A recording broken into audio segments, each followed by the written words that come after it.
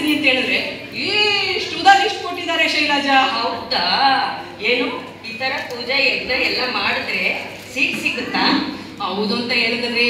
ಅದ್ರಲ್ಲಿ ನೋಡಿದ್ರೆ ಇಷ್ಟು ಮರದ ಕೊಂಬು, ಅದೇನೋ ವಾಸನೆ ಬರೋ ಬೇರುಗಳು, ಆಮೇಲೆ ತುಪ್ಪ, ಅದೇನೋ ದೇವ್ರಿಗೆ ಸೀರೆ ಅಂತೆ, ಬೆಲ್ಲ ಅಂತೆ, ಕೊಬ್ಬರಿ ಅಂತೆ, ಏನೇನೋ ಬರ್ತಿದ್ದಾರೆ ರೀ. ನಾನು ನೋಡೇ ಇಲ್ಲ ಇದುವರೆಗೂ.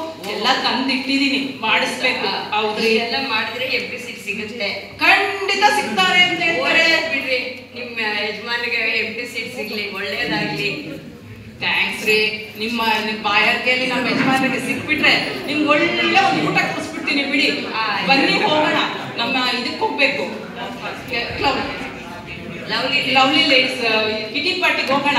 ಸಂತೋಷವಾಗಿ ಇದ್ಬಿಟ್ಟು ಮನೆಗೆ ಹೋಗೋಣ. ಕೆಲಸ ಯಾವತ್ತೂ ಮನೇಲಿ ಇರುತ್ತೆ. ಆಯ್ತಪ್ಪ, ಹೋಗೋಣ ಬನ್ನಿ.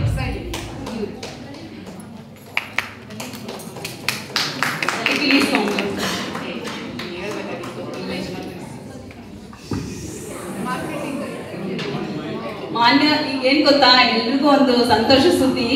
ಈಗ ಮಾನ್ಯರು ಬರ್ತಾ ಇದ್ದಾರೆ, ಒಳ್ಳೆ ಶಾಪಿಂಗ್ ಇರುತ್ತೆ ಇವಾಗ. ಎಲ್ಲರೂ ಶಾಪಿಂಗ್ ಮಾಡ್ಬೇಕು. ನಾನು ಗಲ್ಲಿ ಸ್ವಾಮಿ, ನಾನು ಬಿಲ್ಲಿ ಸ್ವಾಮಿ. ನಾವಿಬ್ರು ಗಲಿಬಿಲಿ ಸ್ವಾಮಿ. Why are you all wasting time? Leave all that. Come here and get fast moksha. Do you all know the secret to super fast moksha? You must have heard so many different ways. Today let me tell you a new science that we Galibili Swamijis have discovered. It is called Galli Shastra. So look at your palms, all of you. There are these 3 lines. So whichever line is big, whichever gully is big, that gully is your destiny. Yes. And you should take the longest gully. And there is a toll tax for each gully. If you see this line, this is the Karma Yoga line. If your Karma Yoga line is big, then you must work hard, very very hard. Go to office every day, take multiple jobs, never take a holiday, no break at all. And whatever salary you get, come here and give it as dakshine. And if your Jnana Yoga line is big, then you must gain knowledge. And there is a 1-day crash course for this at only just 10,000 rupees. And for Navaratri, there is a special discount. Now you'll get it at only 9,999 rupees. Early birds get early mukti. Join the course today and get Atma Jnana tomorrow. Yes. Don't miss our bestseller book, 101 Ways to Mukti. This has the answers to all the life's questions. But all people complain that this book is empty. That is because the best answer is silence. Finally, there is this 3rd line. It is the Bhakti Marga line. People say Bhakti means to sing and dance in devotion. Do you really think God is listening to your boring bhajans? Even outside this room, nobody can hear you. God is sitting there somewhere up. How will He listen to you? That's why we've introduced Bhakti Sin. There is gold, silver and diamond packages. With diamond package, you can have a 1-to-1 video conference with all the 16,000 gods. And you can ask for whatever you want. So my children, the only solution to all your problems is us, the Galibili Swamijis. Just come, accept us as your gurus and take shelter under us. What do you think a guru is? Guru is the remover of darkness. See how much light we are bringing into your life through tube light, torch light, LED light. Just go, our stall is there, you can buy how many ever lights you want. We have special discounts also. Yeah, we have special offers. If you buy one diya, you get one agarbatti free. Such a good discount and offer, right? And Yeah. if your purchase is about 10,000 rupees, you also get a Galibili light. You can take it to your next kitty party. Over. ಇವಾಗ ಇನ್ನೊಂದು ಒಳ್ಳೆ ಸಂತೋಷದ ವಿಷಯ. ಈಗ special guest ಆಗಿ ಕರೀತಾ ಇದ್ದೀವಿ. ಏನಿದು ಇವತ್ತು ನಮ್ಮ ಕ್ಲಬ್ಗೆ ಮಕ್ಕಳೆಲ್ಲ ಬಂದಿದ್ದಾರೆ. ಗುರುಗಳು ಬಂದಿದ್ದಾರೆ, ಇನ್ನು ಗೆಸ್ಟೇ ಬಂದಿಲ್ಲ, ಏನು ಇವತ್ತು ಎಷ್ಟು ಬರ್ತಾ ಇದ್ದಾರೆ, ಈಗ ಬರ್ತಾ ಇದ್ದಾರೆ ನೋಡಿ, ಬಂದ್ರು ಆಸ್ವಾದಂ ಇಂದ ಬರ್ತಾ ಇದ್ದಾರೆ. Vijay G welcome.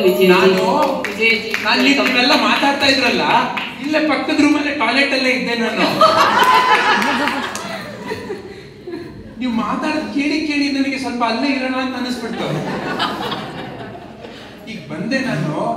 ನೀವೆಲ್ಲರೂ ಬಹಳ ಚೆನ್ನಾಗಿ ಮಾತಾಡಿದ್ವಿ. ಆದ್ರೆ ನಮ್ಮ ರೇಖಾಜಿಯವರು ಆಸ್ವಾದಂ ಅಂತ ಮಾಡ್ತಾ ಇದ್ದಾರೆ. ಅಲ್ಲಿ ಏನಂತ ಮಾಡ್ತಾ ಇದ್ದಾರೆ ಗೊತ್ತಾ? ಅಲ್ಲಿ ಯಜ್ಞಕ್ಕೋಸ್ಕರ ಅಂತ ಮಾಡ್ತಾ ಇದ್ದಾರೆ. ಯಜ್ಞ ಅಂತಂದ್ರೆ ಏನು?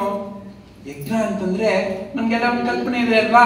ಒಂದೇನೋ ಒಂದು ಕುಂಡ ಇರುತ್ತೆ, ಅಲ್ಲಿ ನಾವು ಎಲ್ಲ ಇಡ್ತೀವಿ, ಆಮೇಲೆ ಅದಕ್ಕೆ ಏನೇನೋ ದ್ರವ್ಯಗಳು ಹಾಕ್ತೀವಿ, ಬೆಂಕಿ ಹಚ್ಚುತ್ತೀವಿ. ಏನಾಗುತ್ತೆ ಅದರಲ್ಲಿ? ಎಲ್ಲ ಹೊತ್ಕೊಂಡು ಹುರಿದೋಗ್ಬಿಡುತ್ತೆ ಅಲ್ವಾ? ಯಾತಕ್ಕೆ ಇದನ್ನೆಲ್ಲ ಯಜ್ಞ ಅಂತ ಕರೀತಾರೆ? ಯಾತಕ್ಕೆ ಕರೀತಾರೆ?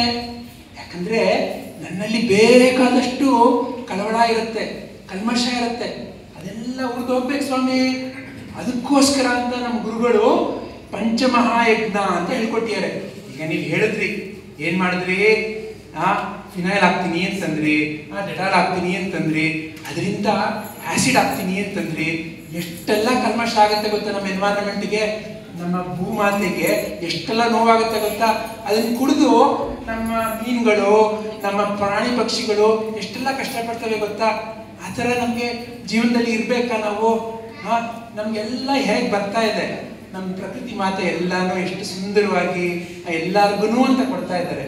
ನಾವು ಹೇಗೆ ಇಟ್ಕೊಳ್ಬೇಕು ನಮ್ಮ ಪ್ರಕೃತಿನ, ಅದು ನಮ್ಮ ದೇವಯಜ್ಞ. ನಮ್ಮ ಪ್ರಕೃತಿನಲ್ಲಿ ನಮ್ಮ ಕಣ್ಣು ಕಾಣಿದ್ರೆ ಎಷ್ಟೊಂದು ಶಕ್ತಿಗಳಿದಾವೆ, ಅದಕ್ಕೆಲ್ಲ ನಾವು ನಮಸ್ಕಾರ ಹಾಕ್ಬೇಕು. ಅದಕ್ಕೋಸ್ಕರ ದೇವಯಜ್ಞ ಮಾಡಬೇಕು. ಇನ್ನ ನಮ್ಮ ಜೀವನದಲ್ಲಿ ನಮ್ಗೆ ಏನಾದ್ರೂ ಬೆಳೆದಿದ್ದೀವಿ ಅಂತಂದ್ರೆ ಎಲ್ಲ ಗುರು ಹಿರಿಯರಿಂದನೇ ತಾನೆ, ಅವ್ರು ಹೇಳ್ಕೊಟ್ಟಿದ್ದಕ್ಕೆ ತಾನೆ. ನಾವು ಮಾತಾಡೋದಕ್ಕೆ ಮೊದಲು ಯಾರು ಕಲ್ಸ್ಕೊಟ್ಟಿದ್ದು? ಅಮ್ಮ ಕಲ್ಸ್ಕೊಟ್ಟಿದ್ದು. ನಾವು ನಡೆ ನುಡಿ ಯಾರು ಕಲ್ಸ್ಕೊಟ್ಟಿದ್ದು? ಜೀವನದಲ್ಲಿ ಹೇಗಿರ್ಬೇಕು ಅಂತ ಅಪ್ಪ ಕಲ್ಸ್ಕೊಟ್ಟಿದ್ದು. ಇನ್ನ ಜೀವನದಲ್ಲಿ ಗಣಿತ ಇರ್ಬೋದು, ವಿಜ್ಞಾನ ಇರ್ಬೋದು, ಆತ್ಮಜ್ಞಾನ ಇರ್ಬೋದು, ಎಲ್ಲ ಗುರುಗಳಿಂದ ತಾನೇ ಬರೋದು. ಅಂತ ನಮ್ಮ ಹಿರಿಯರನ್ನ ನಾವು ಗೌರವದಿಂದ ಕಾಣಿ, ಅವ್ರನ್ನ ನಾವು ಪೂಜೆ ಮಾಡಿದ್ರೆ ಅವುಗಳಲ್ಲಿರೋ ಒಳ್ಳೇದೆಲ್ಲ ನಮಗೆ ಬರುತ್ತೆ. ಅದು ಪಿತೃಯಜ್ಞ ಅಮ್ಮ. ಆ ರೀತಿ ಇರ್ಬೇಕು ನಾವು ಅಲ್ವಾ? ಅದನ್ನ ಹೇಳ್ಕೊಟ್ಟಿರೋದು. ಇನ್ನ ನಮ್ಗೆ ಏನ್ ಹೇಳ್ಕೊಟ್ಟಿದ್ದಾರೆ? ನಮ್ಮ ಸುತ್ತಮುತ್ತ ಎಲ್ಲರೂ ಇದ್ದಾರೆ. ಈಗ ತಾನೇ ಗುರುಜಿ ಏನ್ ಹೇಳ್ಕೊಟ್ರು?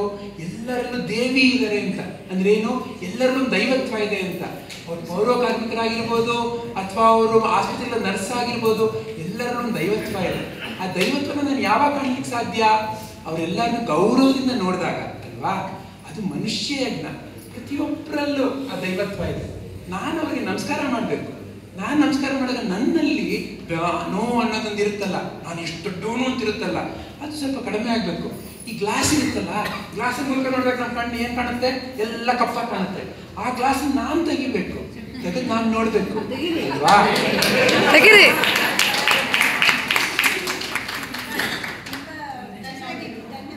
ಅದು ಮನುಷ್ಯ ಆಗ್ಲಿ ಅದು ಮನುಷ್ಯ ಯಜ್ಞ ಅಲ್ವಾ? ಇನ್ನ ನಮ್ ಈ ಸುಂದರವಾಗಿರೋ ಮಕ್ಕಳು ಬಂದು ಏನ್ ಹೇಳಿದ್ರು? ಇವರು ಬಫೆಲೋ ಸ್ಕಿನ್ ಹಾಕೊಂಡು ಬಂದಿಯಾರಂತೆ, ಇವರು ಆ ಚಿಟ್ಟನೆಲ್ಲ ಇಟ್ಕೊಂತಾರಂತೆ. ಏನು ಭೂತ ಯಜ್ಞ ಅಂತಂದ್ರೆ ಎಲ್ಲ ಬೇರೆ ಬೇರೆ ಪ್ರಾಣಿಗಳಿದಾವೆ. ಈಗ ಇವರೆಷ್ಟು ಸುಂದರವಾಗಿ ಹೇಳಿದ್ರು ಅಲ್ವಾ? ಪ್ರಾಣಿ ಪಕ್ಷಿ ಅಂದ್ರೆ ಮಕ್ಕಳಿಗೆಲ್ಲರಿಗೂ ಆಸೆ ಅಲ್ವಾ? ಪ್ರಾಣಿ ಪಕ್ಷಿಗಳನ್ನ ನಾವ್ ಯಾರಾದ್ರೂ ಅದನ್ನ ಸಾಯಿಸಕ್ ಇಷ್ಟಪಡ್ತೀವ? ನಮ್ಮ ಮುಂದೆ ಯಾರಾದ್ರೂ ಹಸುನೋ ಕರುನೋ ಅದನ್ನ ನಾವು ಕೊಲ್ಲಕ್ ಇಷ್ಟಪಡ್ತೀವ? ಇಲ್ಲ ಅಲ್ವಾ? ಒಂಥರ ನಮ್ಮ ಮನಸ್ಸಿನಲ್ಲಿ ನೋವು ಉಂಟಾಗತ್ತಲ್ವಾ? ಅದನ್ನ ಎಲ್ಲದನ್ನು ದಯೆಯಿಂದ ಕಾಣೋದೇನೆ ನಿಜವಾದ ಭೂತಯಜ್ಞ ಅಂತಂದ್ರೆ. ಹ್ಯಾಶ್ಟ್ಯಾಗ್ಗಳನ್ನ ನಾವು ಇನ್ನೊಬ್ರು ಮಾಡ್ಬೇಕಾಗಿರೋದು, ಅವುಗಳನ್ನ ನಿಜವಾಗ್ಲೂ ಕಳಕಳಿಯಿಂದ ನೋಡ್ಲಿಕ್ಕೆ ಮಾಡ್ಬೇಕಾಗಿರೋದು, ಅದು ಭೂತಯಜ್ಞ. ಇನ್ನ ಕೊನೆಯಲ್ಲಿ ನಮ್ಗೆ ಇವ್ರು ಬಂದು ಏನೇನೋ ಅಡ್ವರ್ಟೈಸ್ಮೆಂಟ್ ಕೊಟ್ರಲ್ವಾ? ಏನ್ ಅಡ್ವರ್ಟೈಸ್ಮೆಂಟ್ ಕೊಟ್ರು ನಮ್ ಗಲಿಬಿಲಿ ಸ್ವಾಮಿಗಳು? ನಿಮ್ಗೆ ಮುಕ್ತಿ ಬೇಕಾ? ಮುಕ್ತಿ ಹೆಂಗ್ ಸಿಕ್ಕತ್ತೆ? ಇವ್ರದ್ದೇನೋ ಕೋರ್ಸ್ ಸೇರ್ಕೊಳ್ಬೇಕು. ಅದೆಲ್ಲ ಸ್ವಾಮಿ. ಈಗ ನಮ್ಮ ಸದ್ಗುರುಗಳು ಬಂದು ಹೇಳ್ಕೊಟ್ರು. ಏನ್ ಹೇಳ್ಕೊಟ್ರು? ಏನು ಮಹಾತ್ಮೆ ಇವತ್ತೊಂದು, ಏನು ದೇವಿ ಪೂಜೆ ಅಂತಂದ್ರೆ, ಏನು ನವರಾತ್ರಿ ಅಂತಂದ್ರೆ, ಈ ರೀತಿ ಒಂದು ಜ್ಞಾನ ಇರುತ್ತಲ್ಲ, ಇದೇ ಋಷಿ ಯಜ್ಞ ಅಂತಂದ್ರೆ. ಯಾಕಂದ್ರೆ ನಮ್ಮ ಋಷಿ ಮುನಿಗಳು ಈ ಒಂದು ಜೀವನದ ಸತ್ಯವನ್ನ ಬೇರೆ ಬೇರೆ ರೀತಿಯಲ್ಲಿ ಕಂಡಿಡ್ಕೊಂಡ್ರು. ಅದನ್ನ ಈ ರೀತಿ ಸದ್ಗುರುಗಳ ಮೂಲಕ ನಮ್ಮೆಲ್ಲರಿಗೂ ಹರಡ್ತಾ ಇದ್ದಾರೆ ಅಲ್ವಾ? ಅದನ್ನ ನಾವೆಲ್ಲ ಅರ್ಥಕೊಳ್ಬೇಕು. ಅದನ್ನ ಅರ್ತು ಇನ್ನೊಬ್ಬರಿಗೆ ನಾವು ಹಂಚ್ಬೇಕು. ಅದು ನಿಜವಾದ ಋಷಿ ಯಜ್ಞ ಆಗ್ಲಾ. ನೀವು ಈಗ ನನಗೋಸ್ಕರ ಏನೋ ಕರೆದ್ರಿ, ನಮ್ಮ ಸದ್ಗುರುಗಳ ಈ ಒಂದು ಆಸ್ಥಾನದಲ್ಲಿ ಧನ್ಯವಾದ ನಿಮ್ಮೆಲ್ಲರಿಗೂ. ಎಲ್ಲ ಚೆನ್ನಾಗಾಗಲ್ಲ. ನಿಜವಾಗ್ಲೂ ಲವ್ಲಿ ಲೇಡೀಸ್ ಯಾವಾಗ ಗೊತ್ತಾ, ಈ ಪಂಚಮಹಾಯಜ್ಞ ನಮ್ಮ ನಮ್ಮ ರೇಖಾಜಿಯವರು ಆಸ್ವಾದ ಮಾಡಿಯರಲ್ಲ, ಅಲ್ಲಿ ನಾವೆಲ್ಲರೂ ಭಾಗವಹಿಸಿ ಈ ಪಂಚಮಹಾಯಜ್ಞದಲ್ಲಿ ಸೇರ್ಕೊಂಡಾಗ ನಿಜವಾದ ಒಂದು ಸೌಂದರ್ಯ ಅಂತ ಬಂದ್ಬಿಡುತ್ತೆ ಒಳಗಡೆಯಿಂದ. ಅದು ನಿಜವಾದ ಲವ್ಲಿ ಅಲ್ವಾ? ಕಿರಣ್ವಾ ಗೊತ್ತಾಯ್ತು ಗುರುಜಿ.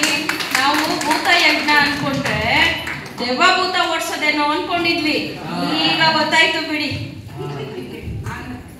ಇವಾಗ ಗುರುಜಿ ಅವ್ರಿಗೆ ವಿಜಯ ಗುರುಜಿ ಅವ್ರಿಗೆ ಒಂದು ಕಿರುಕಾಣಿಕೆ ಕೊಡ್ತಾ ಇದ್ದೀವಿ, ಸ್ವೀಕರಿಸ್ಕೋಬೇಕು.